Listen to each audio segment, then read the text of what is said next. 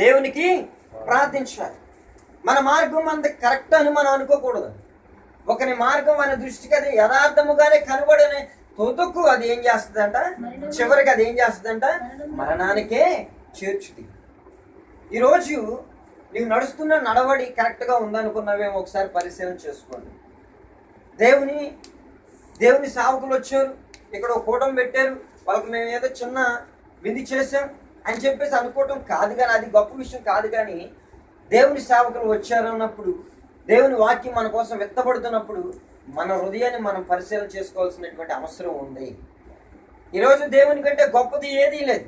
నా జీవితంలో నేను కూడా అందరికిలాగానే జీవించాను. నేను కూడా అనుకున్నాను చాలాసార్లు, చాలా మంది సేవకుల్ని నేను కూడా ఈ దేవుడు మంచోడే, సేవకులు మంచోడు కదా అనేవాడిని.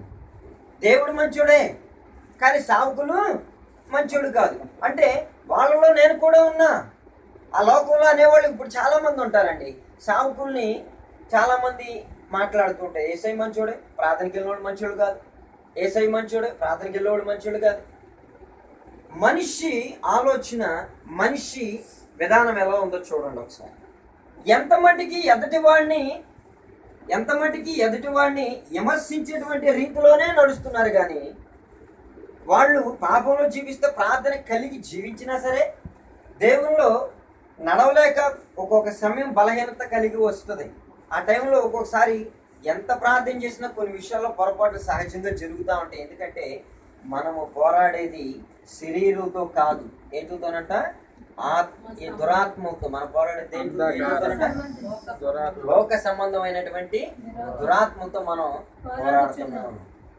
మనము శరీరంతో కాదు, లోకనాథులతో కాదు.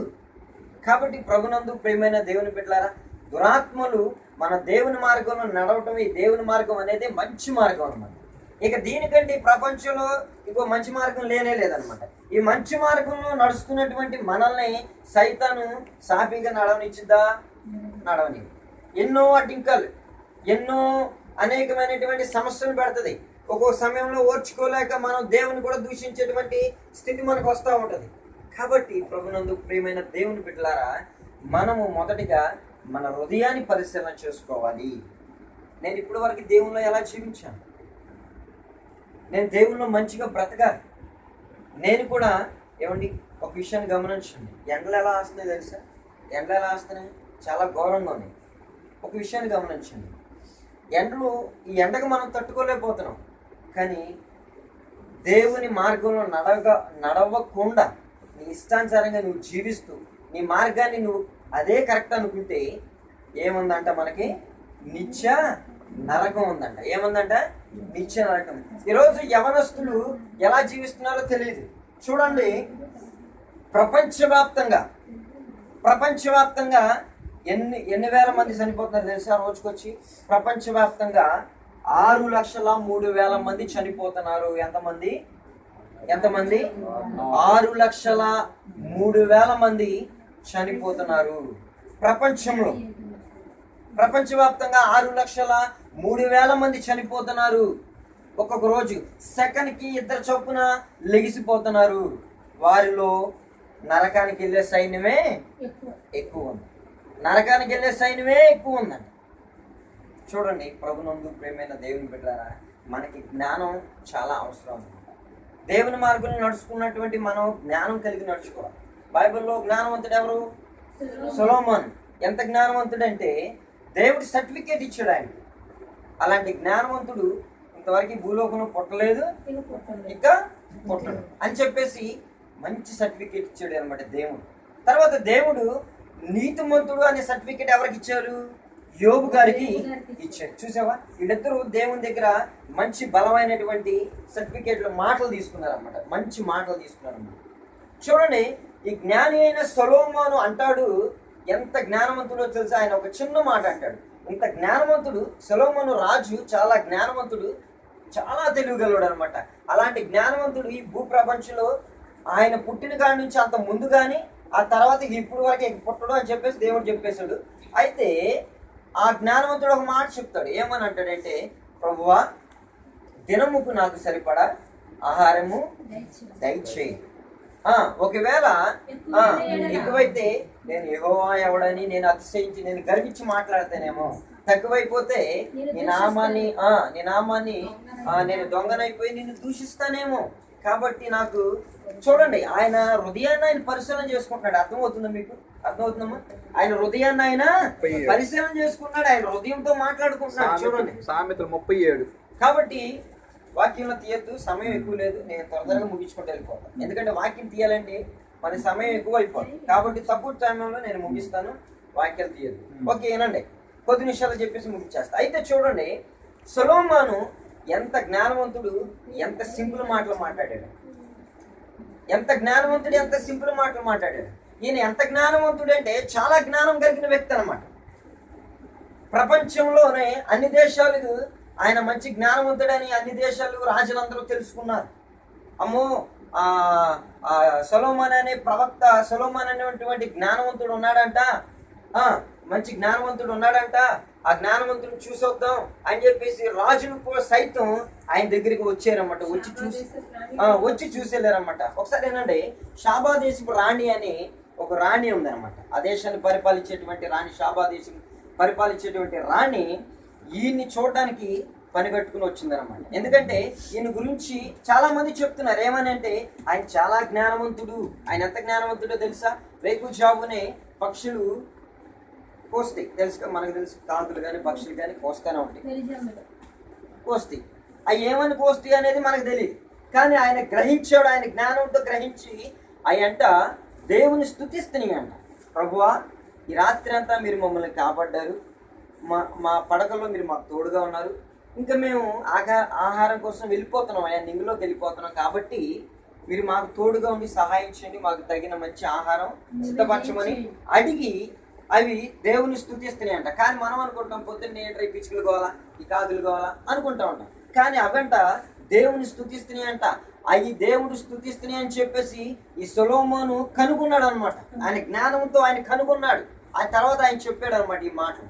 కాబట్టి ప్రభునందు ప్రియమైన దేవుని బిడ్డలారా, ఈ జ్ఞానవంతుని చూడడానికి చాలా రాజులు వస్తున్నారు, చూస్తున్నారు, వెళ్తున్నారు, ఇలాంటి జ్ఞానవంతుని. అయితే షాబాదేశపు రాణి కూడా ఈయన చూడడానికి వచ్చిందనమాట. వచ్చి ఆమె నమ్మట్ల, ఆమె వచ్చింది కానీ నమ్మకం చిక్కట్ల. అందరూ చెప్తున్నారు, అయితే నమ్మకం చిక్కట్ల. అయితే వచ్చింది. ఈ సొలొమోను సింహాసనం మీద కూర్చొని ఉన్నాడు. ఆయన చూసింది, ఆయన చూసింది. ఈయనకి 2 పరీక్షలు పెట్టింది ఆమె. ఏం పెట్టింది? 2 టెస్టింగ్లు పెట్టింది. 2 టెస్టింగ్లు. ఈయన జ్ఞానవంతుడా కాదనేది ఈ టెస్టింగ్లో తేలిపోవాలన్నమాట.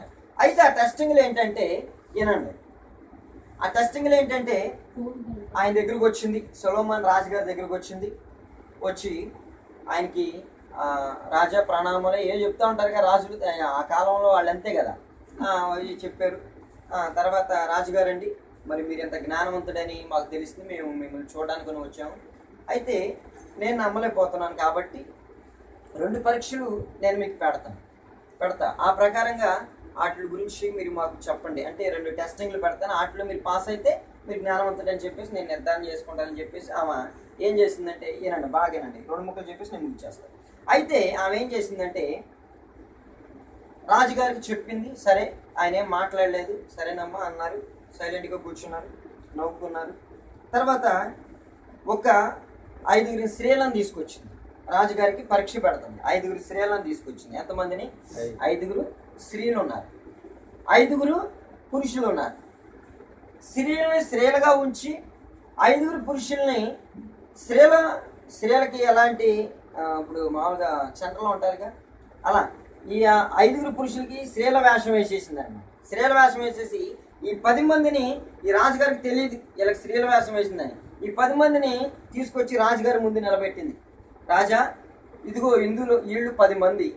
ఈ 10 మందిలో 5 స్త్రీలు ఉన్నారు, 5 పురుషులు ఉన్నారు. వీళ్ళలో పురుషులు ఎవరో స్త్రీలు ఎవరో మీరు చెప్పండి అని చెప్పేసి ఆయన ముందు నిలబెట్టేసిన తర్వాత ఈ రాజుగారు చక్కగా నవ్వుకున్నారు. సరే ఓకే అనుకున్నారు. ఆయన దగ్గర ఉంటారుగా, ఏది మా సేవకుల దగ్గర ఉంటారు శిష్యులు, అరే బాబు ఆ బకెట్ నీళ్ళు ఎత్తురంటే వీళ్ళు ఎత్తుకు వస్తారు. అలాగే ఆయన పక్కన బాబు బకెట్ నీళ్ళు తీసిరని చెప్పి ఈ సొలొమోను చెప్పారనమాట పక్కన ఉన్న వాళ్ళు. చెప్పిన తర్వాత ఆ బకెట్ నీళ్ళు తీసుకొచ్చి అక్కడ పెట్టారు. పెట్టేసి వాళ్ళకి మొగ్గిచ్చారు. ఈ 10 మంది ఈ స్త్రీలని, అంటే 5 మగోళ్ళు 5 స్త్రీలు ఉన్నారు, కానీ వీళ్ళందరూ ఆడవేషంతోనే ఉన్నారు. ఇక వాళ్ళు మగోళ్ళు ఎవరు ఆడవాళ్ళు ఎవరు మనమైతే కనిపెట్టలేం. అలా ఉన్నారన్నమాట వాళ్ళు కూడా. అయితే ఒక్కొక్కరు వరుసని కాళ్ళు కడుక్కోమని సొలొమోను మహారాజు గారు చెప్పారు. చెప్పిన తర్వాత వీళ్ళు ఏం చేస్తున్నారంటే చక్కగా మొగ్గుతో తీసుకుని కాళ్ళు కడుక్కుంటున్నారు. ఒకళ్ళేమో ఇలా పోసుకుని ఇలా కడుక్కున్నారు, కాళ్ళ మీద కాళ్ళు వేసుకుని రుద్దేసుకుంటున్నారు. ఇలా కడుక్కునేది ఎవరంట? మగోళ్ళు. ఆడవాళ్ళేమో చక్కగా తీసుకుని ఏళ్ళు ఇవన్నీ రుద్దుకుంటా మడాలు రుద్దుకుంటే ఇక్కడ నల్లగా ఉంది ఇక్కడ తెల్లగా ఉందని శుభ్రంగా రుద్దుకుంటున్నారు. చూడండి, వాళ్ళు బాగా రుద్దుకుంటున్నారు. సరే, కాళ్ళ మీద కాళ్ళు వేసుకుని రుద్దుకున్న వాళ్ళందరూ ఒక పక్కకి వెళ్ళమన్నారు. తర్వాత చేతితో రుద్దుకున్న వాళ్ళని ఇంకొక పక్కకి వెళ్ళమన్నారు. తర్వాత వెళ్ళిన తర్వాత ఏమైంది, ఒక 5 ఇటు వచ్చారు, ఒక 5 అటు వెళ్ళారు. వీళ్ళు మగవాళ్ళు వీళ్ళు ఆడవాళ్ళు అని చెప్పేశారు. దేవునికి స్తోత్రం. వీళ్ళు మగవాళ్ళు వీళ్ళు ఆడవాళ్ళు. ఎలా చెప్పాడంటే మగవాళ్ళేమో సింపుల్గా ఊరినే ఇలా నీళ్లు పోసుకుని కాళ్ళ మీద కాళ్ళు వేసుకుని కడిగేసుకుని వాళ్ళకి తీరిక ఉండదు. శుభ్రంగా కడుక్కుని ఏమైందిలే కానీ, ఎందుకంటే వాళ్ళకి ఎన్నో పనులు ఉంటాయి. అలా వాళ్ళ గుణం అలా ఉంటుంది అన్నమాట. వెంటనే చక్క కడిగేసుకుని వెళ్ళిపోతారు. కానీ ఆడవాళ్ళు అయితే అలా కడుక్కోరు కదా, మంచిగా కడుక్కుంటారు అన్నమాట, శుభ్రంగా కడుక్కుంటారు అన్నమాట. అలా ఆ యొక్క సొలొమోను జ్ఞానవంతుడు ఆ విషయంలో అలా కనిపెట్టేసి చెప్పేశారు అనమాట. ఇదిగో వీళ్ళు 5 వీళ్ళు మగవాళ్ళు వీళ్ళు స్త్రీలు అని చెప్పిన తర్వాత ఆ శాబాదేశపురాన్ని ఒక్కసారి స్టన్ అయిపోయింది, ఒక్కసారి షాక్ తినేసింది అనమాట.